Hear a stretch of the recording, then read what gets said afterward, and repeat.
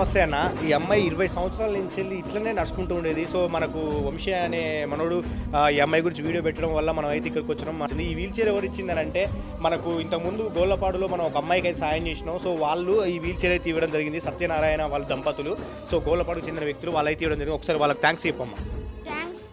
So ఈ అమ్మాయి పరిస్థితి ఏంటంటే వీళ్ళకు వీళ్ళ అమ్మ క్యాన్సర్తో చిన్నప్పుడే చచ్చిపోయింది. ముగ్గురు ఆడపిల్లలు, వీళ్ళ నాన్న పని చేసుకుంటూ ఉంటాడు. ఆ అమ్మ మనవరాలు.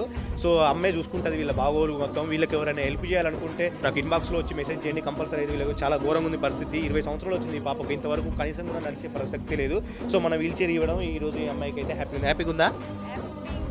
చాలా చాలా చాలా హ్యాపీగా ఉంది. చాలా మందికి ఇలాంటి అమ్మాయిలకి హెల్ప్ చేసినందుకు ఆ దేవుడు నీకు సుఖంగా చూస్తాడని నేను దేవుడిని కోరుకుంటున్నాను. థ్యాంక్స్ అమ్మా, థ్యాంక్ యూ.